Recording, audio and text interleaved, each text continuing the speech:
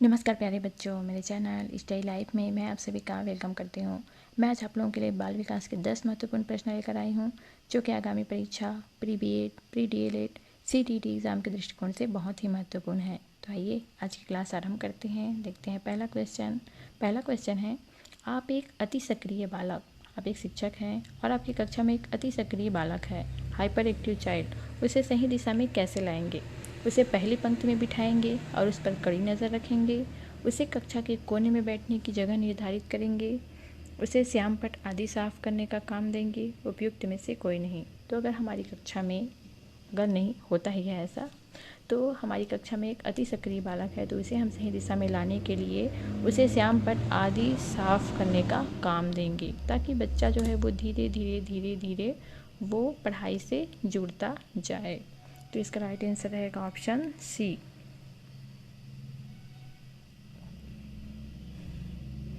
Next है, एक अभिभावक आपसे विद्यालय में मिलने के लिए कभी नहीं आता है। आप एक टीचर हैं और अभिभावक, बच्चे के माता पिता, आपसे विद्यालय में मिलने के लिए कभी नहीं आता है। आप क्या करेंगे? बच्चे की उपेक्षा करेंगे, उसे इग्नोर करेंगे, अभिभावक को लिखेंगे, आप उनसे मिलने स्वयं जाएंगे, बच्चे को दंड देना शुरू कर देंगे। तो एक अभिभावक अगर हमसे मिलने नहीं आता है तो हम खुद स्वयं उनसे मिलने जाएंगे। तो इसका राइट आंसर रहेगा ऑप्शन सी। नेक्स्ट है, बच्चे की जिज्ञासा, उसकी क्यूरोसिटी शांत करनी चाहिए। कब? जब शिक्षक फुर्सत में हो, जब विद्यार्थी फुर्सत में हो, कुछ समय के पश्चात, तत्काल जब विद्यार्थी द्वारा जिज्ञासा की गई है।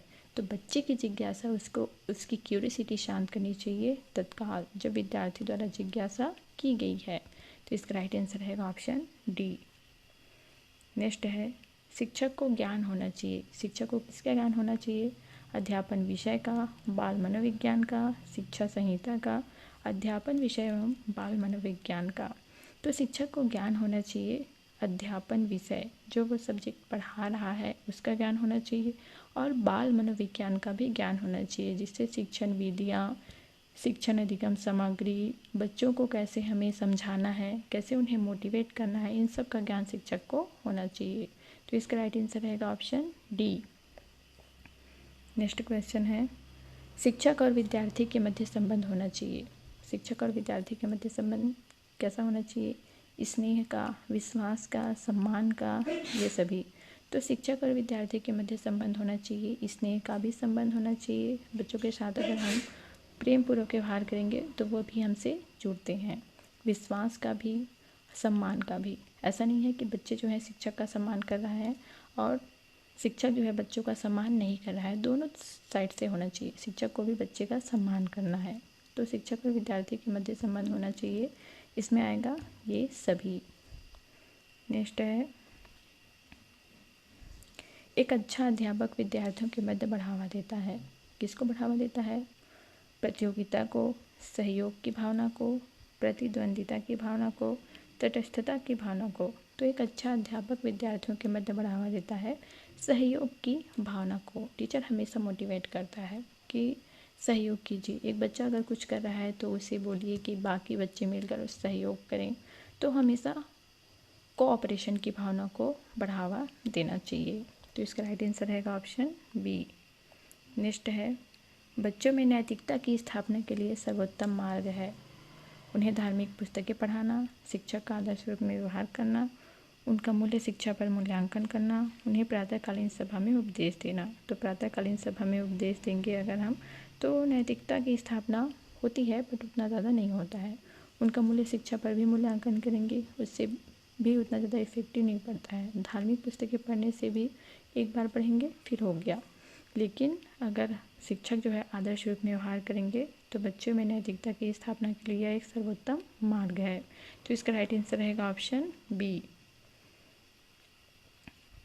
नेक्स्ट है, निम्न में से कौन सा कथन शिक्षण के बारे में सत्य नहीं है?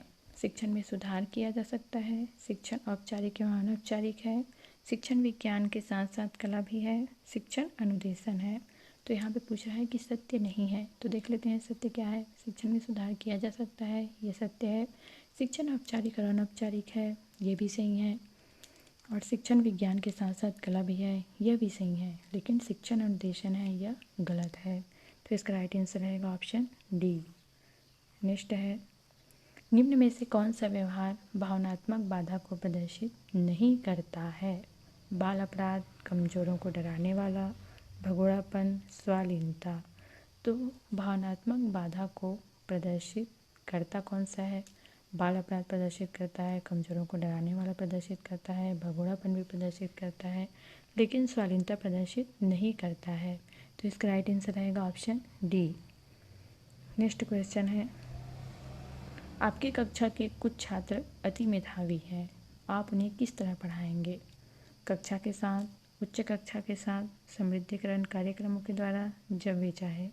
तो हमारी कक्षा के कुछ छात्र अति मेधावी हैं, हम उन्हें पढ़ाएंगे समृद्धिकरण कार्यक्रमों के द्वारा। तो चलिए आज की क्लास यहीं समाप्त करते हैं। आशा करती हूँ आप सभी को मेरा वीडियो अच्छा लगा होगा।